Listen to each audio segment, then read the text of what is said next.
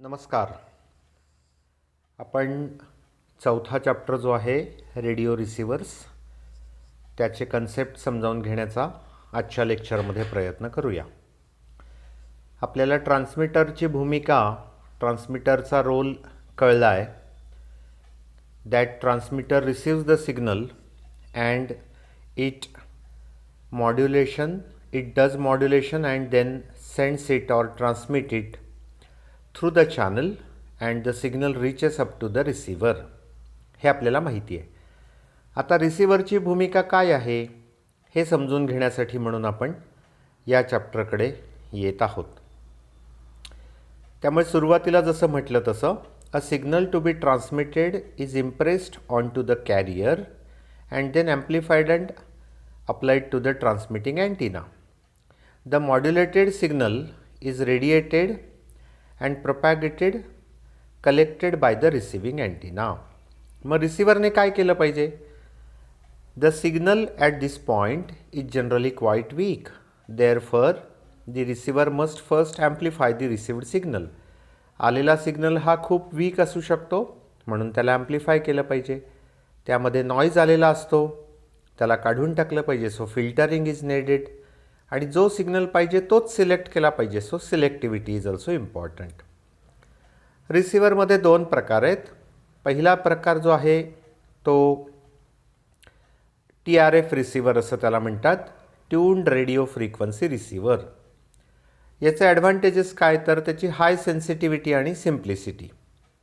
आता हा tuned radio frequency receiver जो आहे त्याच्या ब्लॉक डायग्राम आपण समोर बघतोय. त्याच्यामध्ये दोन ॲम्प्लिफायर्स दाखवलेत. कधी गरजेनुसार 3 पण असू शकतात किंवा 1 पण असू शकतो. आणि रिसिव्हरचं ॲम्प्लिफायर जो आहे त्याचं मेन फंक्शन आहे सिग्नल सिलेक्ट करणं, जो आपल्याला अपेक्षित सिग्नल आहे तो, आणि त्याला ॲम्प्लिफाय करणं. हे त्याचं मेन फंक्शन. ॲम्प्लिफाय केलेला सिग्नल नंतर डिटेक्टरला म्हणजे डीमॉड्युलेटरला दिला जातो. डीमॉड्युलेटरचं फंक्शन आहे to retrieve the information signal from the received modulated signal.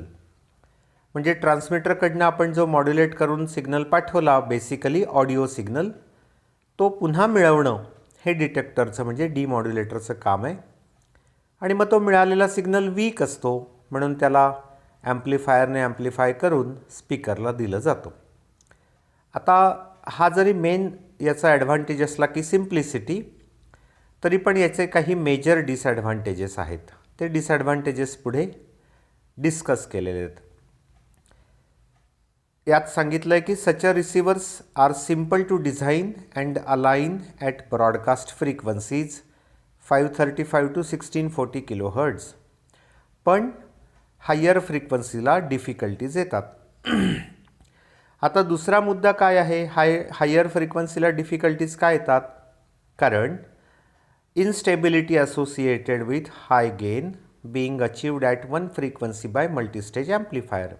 एकाच फ्रिक्वेन्सीला जर खूप गेन अनेक ॲम्प्लिफायर्सने मिळून दिली तर ते सगळे ॲम्प्लिफायर्स मिळून इनस्टेबल होऊ शकतात आणि ते ऑसिलेशन स्टार्ट करू शकतात. आणखी दुसरं असं आहे की जी बँडविड्थ आहे, म्हणजे एका फ्रिक्वेन्सीला जर आपण ट्यून्ड रेडिओ फ्रिक्वेन्सी रिसिव्हरला जर आपण अलाइन केलं, ट्यून केलं, तर त्यावेळी त्याला जी बँडविड्थ मिळते आहे ती बँडविड्थ आणि हायर फ्रिक्वेन्सीच्या स्टेशनला जर आपण ट्यून केलं तर त्यावेळची बँडविड्थ यामध्ये खूप फरक असू शकतो. आणि ही कॉन्स्टंट बँडविड्थ सगळ्या ट्यूनिंग रेंजमध्ये मिळण्यासाठी म्हणून आपल्याला खूप हाय क्वालिटी फॅक्टरचे कंपोनंट वापरावे लागतात, जे शक्य होत नाही. म्हणून सुपर हेटेरोडाईन रिसिव्हरचा वापर केलेला आहे. सुपर हेटेरोडाईन रिसिव्हरमध्ये आपल्याला लक्षात येईल की सुरुवातीला RF स्टेज आहे, म्हणजे RF ॲम्प्लिफायर आहे. RF ॲम्प्लिफायरचं काम असं आहे की जो सिग्नल आपल्याला अपेक्षित आहे, ज्याला आपण ट्यून केला रिसिव्हर, तो सिग्नल सिलेक्ट करून मिक्सरला देणे. मिक्सरला दुसरं इनपुट जे येतं ते लोकल ऑसिलेटरपासून येतं. मिक्सरच्या आउटपुटला लोकल ऑसिलेटर आणि इनपुट सिग्नल यांच्यातला डिफरन्स, ज्याला इंटरमिजिएट फ्रिक्वेन्सी असं म्हणतात, तो प्रोड्यूस होतो. आणि तो आय एफ ॲम्प्लिफायरकडनं ॲम्प्लिफाय होऊन नंतर डिमॉड्युलेट केला जातो सिग्नल. आता बेसिकली या सुपर हेटेरोडाईन रिसिव्हर आणि टी आर एफ रिसिव्हरमध्ये फरक असा आहे की इनपुट आर एफ स्टेज जरी आपण ट्यून केली वेगवेगळ्या स्टेशनसाठी, त्यानुसार लोकल ऑसिलेटर पण चेंज होतो आणि दोघांमधला फरक म्हणजे लोकल ऑसिलेटरचा output signal minus input signal R F स्टेजकडनं येणारा सिग्नल, या दोघांमधला डिफरन्स हा नेहमी आय एफ असतो. अशा पद्धतीने सेटिंग केलेलं असतं. आता हे कशामुळे शक्य होतं? एकत्र ट्युनिंग केल्यामुळे. याला गँग्ड ट्युनिंग असं म्हणतात. आर एफ स्टेज आपण जशी जशी बदलवतो वेगवेगळे स्टेशन सिलेक्ट करण्यासाठी, त्याच वेळी लोकल ऑसिलेटरचं पण सेटिंग बदलतं आणि त्यामुळे मिक्सरच्या आउटपुटला सतत एकच फ्रिक्वन्सीचा सिग्नल येतो. त्याला इंटरमिजिएट फ्रिक्वन्सी सिग्नल म्हणतात. म्हणजे आर एफ स्टेजकडनं येणारा सिग्नल त्याची फ्रिक्वन्सी ही कन्व्हर्ट होऊन आय एफमध्ये होते. म्हणजे कॅरियर फ्रिक्वन्सी, समजा तुम्ही कुठलीही कॅरियर फ्रिक्वन्सीचा सिग्नल सिलेक्ट केला, समजा 1000 किलोहर्ट्ज कॅरियर सिग्नल सिलेक्ट केला, म्हणजे स्टेशन सिलेक्ट केलं AM चं, तरीही मिक्सरच्या आउटपुटला इंटरमिजिएट फ्रिक्वन्सीचा सिग्नल म्हणजे 455 किलोहर्ट्जचा कॅरियर सिग्नल असतो. आणि मग तो आय एफ ॲम्प्लिफायरकडनं ॲम्प्लिफाय केल्यानंतर डिमॉड्युलेट करून ऑडिओ आणि पॉवर ॲम्प्लिफायरच्या थ्रू स्पीकरला दिला जातो. त्यामुळे ते जे इन्स्टेबिलिटीचे प्रॉब्लेम किंवा बँडविड्थ आणि हाय क्वालिटी फॅक्टर रिक्वायरमेंटचे जे प्रॉब्लेम्स ट्यून्ड रेडिओ फ्रिक्वन्सी रिसिव्हरमध्ये आहेत, ते यामध्ये निघून गेलेले आहेत हे आपल्याला लक्षात येईल. आता हा जो सुपर हेटेरोडाईन रिसिव्हर आहे किंवा टी आर एफ रिसिव्हर आहे, या रिसिव्हरचे काही ना काही, आता इथे एक एक्झाम्पल दाखवलेलं आहे की the following example shows the tuning process like we have selected 640 kilohertz AM station. त्याप्रमाणे आपण आर एफ ॲम्प्लिफायरला ट्यून केलं 640ला. तर 640ला ट्यून केल्यानंतर लोकल ऑसिलेटरने प्रोड्यूस केला सिग्नल 1095 किलोहर्ट्ज. त्यामुळे मिक्सरच्या आउटपुटला कोणते कोणते सिग्नल येतात? 4 प्रकारचे सिग्नल येतात. 1095 किलोहर्ट्ज, 640 किलोहर्ट्ज, 455 किलोहर्ट्ज आणि 1.735 मेगाहर्ट्ज. यातला 455 किलोहर्ट्जचा सिग्नल हा आय एफ असतो आणि तोच आय एफ ॲम्प्लिफायरकडनं ॲम्प्लिफाय होतो आणि बाकीचे सगळे सिग्नल्स हे रिजेक्ट होतात. आता ह्या ज्या कॅरेक्टरिस्टिक्स आहेत रिसिव्हरच्या, त्या 5-6 प्रकारच्या कॅरेक्टरिस्टिक्स आहेत. The first characteristic is sensitivity. The sensitivity of radio receiver is its ability to amplify weak signals. म्हणजे किती वीक सिग्नल एखादा रेडिओ रिसिव्हर हा सिलेक्ट करून ॲम्प्लिफाय करून पुढे प्रोसेसिंगला देऊ शकतो, याला सेन्सिटिव्हिटी असं म्हटलेलं आहे. त्यामुळे ही सेन्सिटिव्हिटी ज्या रिसिव्हरची चांगली, तो रिसिव्हर दुसऱ्यापेक्षा चांगला, अशा पद्धतीने सेन्सिटिव्हिटी आहे. सिलेक्टिव्हिटी याचा अर्थ काय? Ability to reject unwanted signal. यालाच दुसऱ्या शब्दात आपण म्हणू शकतो ability to select wanted signal. म्हणजे ज्या स्टेशनला मी ट्यून केला रेडिओ, तोच स्टेशन मला रिसीव्ह होणं, याला सिलेक्टिव्हिटी म्हटलेलं आहे. इमेज फ्रिक्वन्सी आणि रिजेक्शन. आता हे आपण थोरोली वाचल्यानंतर आपल्याला कळेल की जेव्हा एखादा सिग्नल आपण ट्यून करून रिसीव्ह करतो, तेव्हा त्या सिग्नलची इमेज फ्रिक्वन्सी पण रिसीव्ह होण्याची शक्यता असते. त्या इमेज फ्रिक्वन्सीची डेफिनिशन किंवा त्याचं सूत्र काय आहे? त्याचं सूत्र आहे signal frequency plus 2 into intermediate frequency. आता ही इमेज फ्रिक्वन्सी जर रिसीव्ह झाली आणि लोकल ऑसिलेटरसोबत मिक्स झाली, तर ही इमेज फ्रिक्वन्सी पण इंटरमिजिएट फ्रिक्वन्सीलाच जनरेट करणार. म्हणजे आपण FSला ट्यून केला सिग्नल, आपलं रेडिओ रिसिव्हर, पण FSI जर चुकून रिसीव्ह झाली, तर ती FSI हा पण इंटरमिजिएट फ्रिक्वन्सी जनरेट करणार आणि FS पण इंटरमिजिएट फ्रिक्वन्सी जनरेट करणार.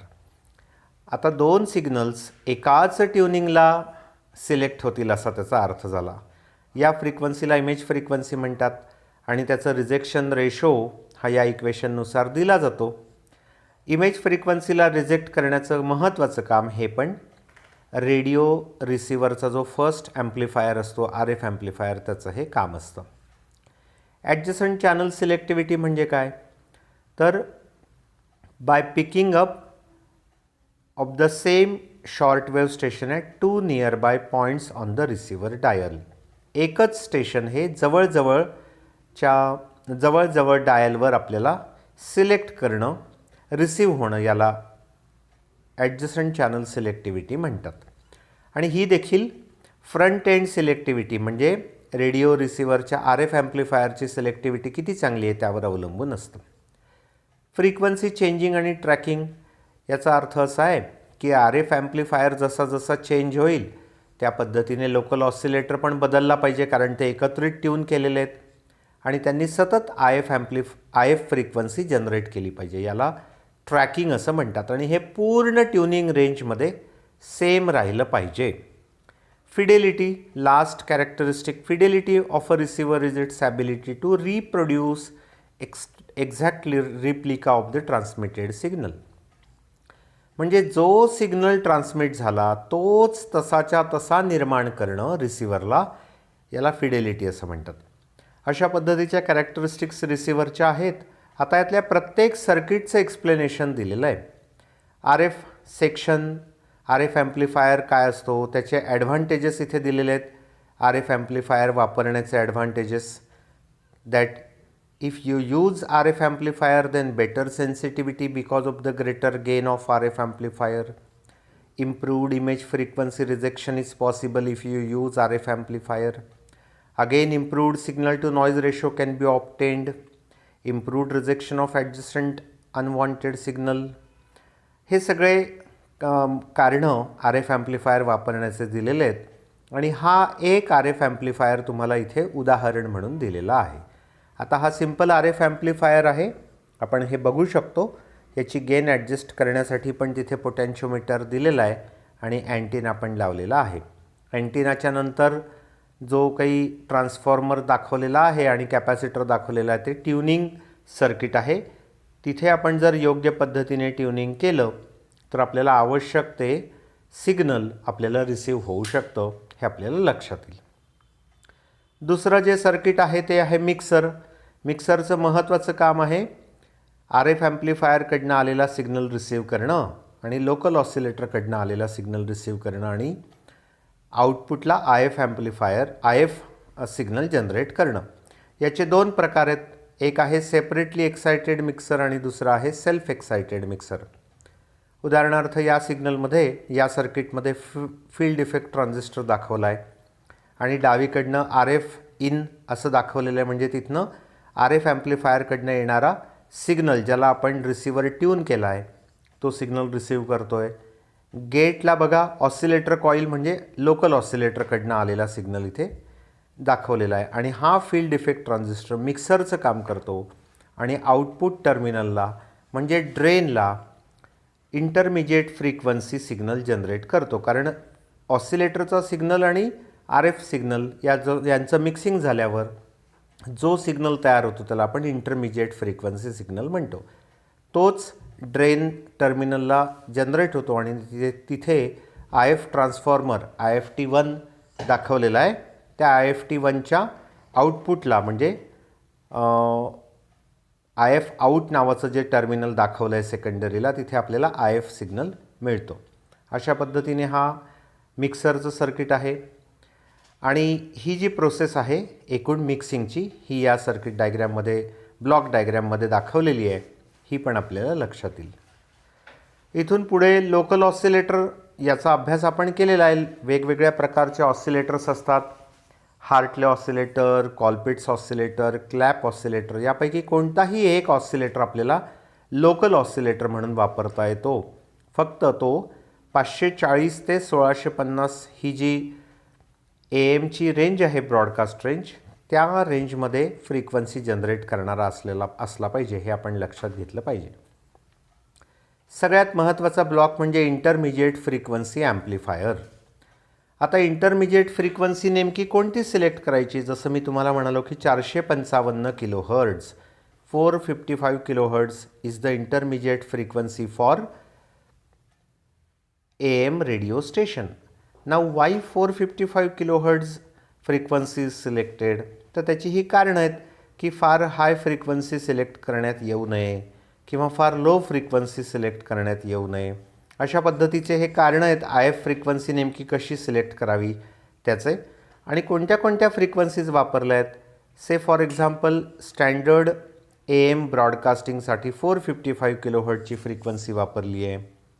FM साठी 10.7 मेगाहर्ट्ज वापरली आहे. टेलिव्हिजन रिसेप्शनसाठी कोणत्या फ्रिक्वेन्सीज वापरल्या आहेत ते इथे दिलेलं आहे त्यांनी की 26 आणि 46 मेगाहर्ट्ज या दोन फ्रिक्वेन्सीज आहेत. त्याच्यामधली कुठली असली पाहिजे आणि मोस्ट पॉप्युलर फ्रिक्वेन्सीज आहेत 36 आणि 46 मेगाहर्ट्ज. आता IF ॲम्प्लिफायर कसा दिसतो? तर तो आपल्या नॉर्मल ॲम्प्लिफायरसारखा आहे. ही IF ॲम्प्लिफायरची सर्किट डायग्राम आहे. ह्याच्यामध्ये डावीकडनं इनपुट सिग्नल येतो जो मिक्सरच्या आउटपुटवरनं निर्माण होतो. त्यानंतर फर्स्ट IF ट्रान्सफॉर्मर आहे जो प्रत्यक्ष IFला सिलेक्ट करून फर्स्ट IF ॲम्प्लिफायरच्या इनपुटला देतो. तिथनं परत सेकंड IF ट्रान्सफॉर्मर आहे आणि मग सेकंड IF ॲम्प्लिफायर आहे आणि थर्ड IF ट्रान्सफॉर्मर आहे ज्याच्या आउटपुटला आपल्याला ॲम्प्लिफाईड IF सिग्नल मिळतो जो पुढे डिटेक्टरसाठी म्हणजे डिमॉड्युलेशनसाठी वापरलेला जातो. आता डिमॉड्युलेशनची प्रोसेस म्हणजे काय? मी तुम्हाला म्हटलं की मॉड्युलेशन आपण करतो तेव्हा कॅरियर आणि ऑडिओ सिग्नल मिक्स करतो आणि मग तो ट्रान्समिट करतो. हा ट्रान्समिट केलेला सिग्नल जेव्हा रिसिव्हरपर्यंत येतो तेव्हा रिसिव्हरने पुन्हा एकदा तो ऑडिओ सिग्नल कॅरियर सिग्नलपासून वेगळा केला पाहिजे. या प्रोसेसला डिमॉड्युलेशन असं म्हणतात आणि डिटेक्टर पण म्हणतात. सिम्पल डिटेक्टर सर्किट इथे डायोडचं डायोडचं यात आपल्याला लक्षात येईल की रिसिव्ड सिग्नल हा डायोडने रेक्टिफाय केला. म्हणजे या बी डायग्रॅममध्ये जी आउटपुट वेव्हफॉर्म दाखवलेली आहे त्याच्यामध्ये जी ग्राउंड लाईन आहे त्याच्या ग्राउंड लाईनच्या वरचे जे सायकल्स आहेत तेच आपल्याला डायोडच्या आउटपुटला मिळतील आणि त्याचा जो वरचा एन्व्हलप आहे तो बेसिकली ऑडिओ सिग्नल आहे तो रिसीव्ह करण्यासाठी आपण RC फिल्टर याच्यात वापरलेला आहे.